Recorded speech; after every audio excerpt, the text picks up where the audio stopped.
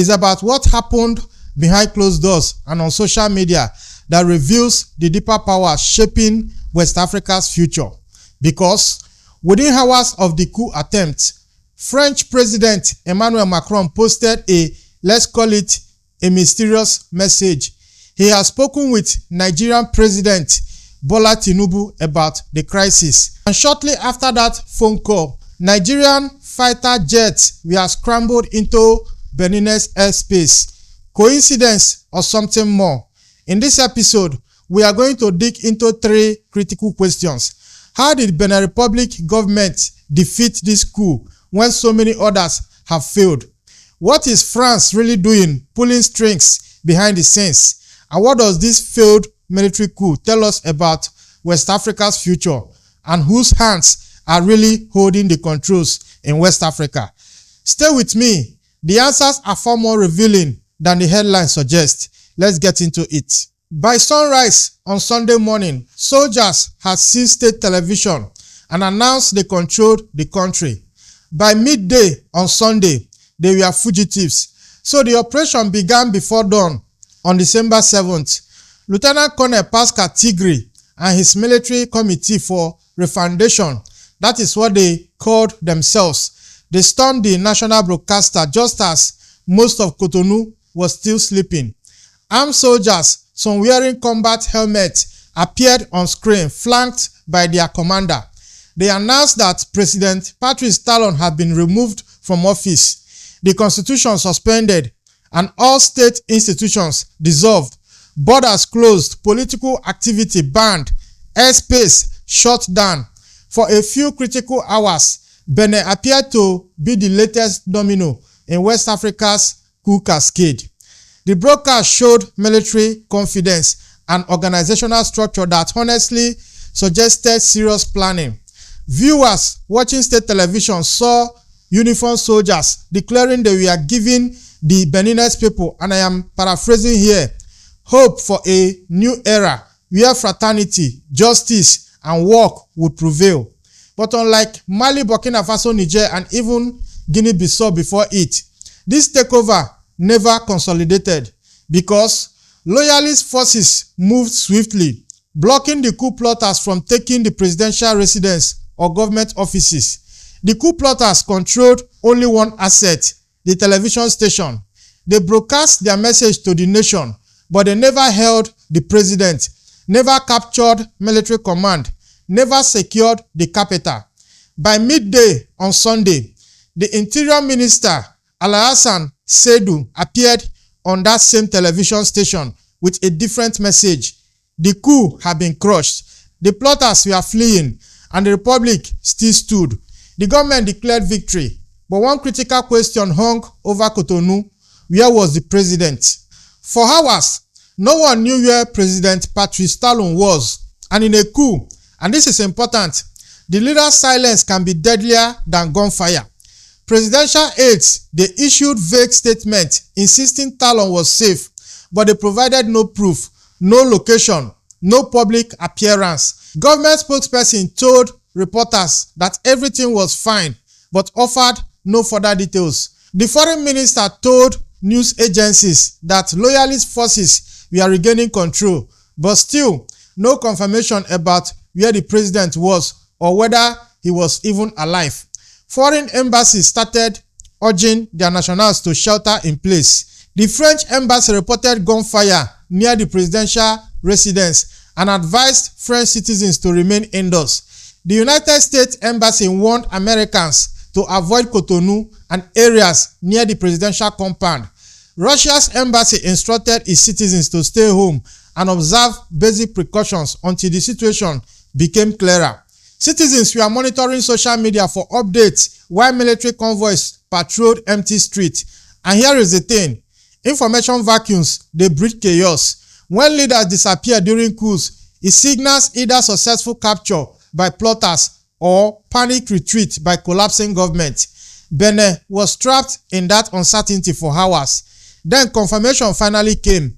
A presidential advisor told the BBC that President Talon was safe and was at the French embassy. Finance Minister Ramoud Wadagni, who is, or should I say, who has been designated as Talon's successor for the April election, told journalists they were clearing things out, but it was not over and they were safe. The president was alive, but as the capital held his breath waiting for full clarity, another military force was already moving, and it wasn't the Beninese military. While the government in Benin Republic fought to regain control, Nigerian warplanes appeared in the skies above Cotonou shortly after that phone call from President Emmanuel Macron to President Tinubu, and I am guessing that was when the order was delivered. Now, within hours of the mutiny, Nigeria scrambled fighter aircraft from Lagos to conduct surveillance operations over Benin's airspace. The deployment signaled Nigeria's willingness to intervene militarily in a neighboring state facing political crisis. Security sources describe it as a proactive measure to monitor development and assess threats to Nigeria's territorial security. Nigerian officials framed the action as both humanitarian concern and strategic self-interest because instability in Benin Republic, according to Nigerian officials, because Benin Republic borders Nigeria's southwest, it could trigger refugee inflows, economic disruption, and security spillover across one of Africa's busiest land borders. Nigeria's defense headquarters authorized the surveillance mission, and the aircraft operated within Benin's airspace throughout the morning. The decision echoed Nigeria's historical role in West African peacekeeping through ECOMOG missions during Liberia and Sierra Leone's civil wars. But this deployment was different. It happened within hours of a coup announcement, which suggests either pre-positioned contingency planning or rapid coordination with external actors. By afternoon, Nigeria withdrew the fighter aircraft after assessing that the security situation has stabilized and there was no immediate threat to Nigeria's territorial security. That was the official story. But from where I stand, we both know that phone call from Emmanuel Macron did the trick. It did the magic. Security forces, they told Nigerian media that the aircraft were ordered to return to base after receiving updated intelligence indicating the situation was under control. This development lasted just hours, but its timing and execution, they raised questions about how Nigeria knew to respond so quickly. But Nigeria's decision to scramble jets didn't happen in isolation, because minutes before the deployment, a phone call was made from Emmanuel Macron himself to President Bola Tinubu of Nigeria. Now back to that phone call that Emmanuel Macron made with the President of Nigeria. It happened at around 12 p.m. in the afternoon. That is according to West African time. French President Emmanuel Macron posted a message on social media. By the time you read it, Nigerian fighter jets were already airborne. Macron's post on X revealed he had spoken with Nigerian President Bola Tinubu about the coup in Benin Republic. He conveyed France's solidarity in the face of various security challenges, particularly the terrorist threat in northern Nigeria. Macron pledged to strengthen partnership with authorities and called on all partners to step up their engagement. Then came the line that sparked controversy. According to Emmanuel Macron, at his request, we will strengthen our partnership. Those were his exact words. The phrasing suggested Tinubu had asked for French support, but the timing raised some uncomfortable questions. Did Nigeria act independently to protect regional stability, or did Paris coordinate the response? Macron declared that no one can remain a spectator, positioning France as the power calling for regional intervention. For critics of French neocolonialism, and there are many, including myself, this looked like classic post-colonial meddling. France leveraging a regional power to protect its interests in a francophone client state. France has strategic interest in maintaining influence in Benin Republic after losing Mali, Burkina Faso, and Niger to military government that expelled French troops and turned towards Russia and China. Benin Republic remains one of France's key allies on the Gulf of Guinea coast. The country hosts French economic interests, cultural institutions, and security cooperation agreements. Social media users, including myself, are questioning whether Nigerian sovereignty was being respected or whether Tinubu was for lack of a better word, following instructions from a former colonial power. The optics, they revived old narratives about neo-colonial interference and African leaders acting at the behest of European capitals. Now, while Emmanuel Macron was busy coordinating response with Nigeria all the way from Paris, the men who launched the coup were running for their lives. Now, the soldier who declared himself Benin's new leader this morning is now a fugitive. Lieutenant Colonel Pascal Tigri, who appeared on state television flanked by armed officers to announce the takeover. He is on the run according to multiple sources, including Nigerian Special Advisor Bayo Onanoga. Onanoga, that is Nigerian Special Advisor to President Tinubu, he confirmed that Pascal Tigri, the leader of the coup, who seized the country's national television on Sunday, fled as defense and security forces thwarted the attempted coup. Some members of his group have been arrested, though Benin's government has not released official numbers or identities. According to media sources, approximately a dozen soldiers involved in the coup attempt have been arrested. Interior Minister Alhassan Seidu appeared on national television, announced that a small group of soldiers had launched a military coup aimed at destabilizing the state and institutions. But the Beninese armed forces and their leadership, true to their oath, remain committed to the republic. This is according to the minister. Now, the rapid disintegration of this mutiny reveals critical failures. Tigri and his group controlled only the television station, never the presidential residence, never government offices, never the military command structure.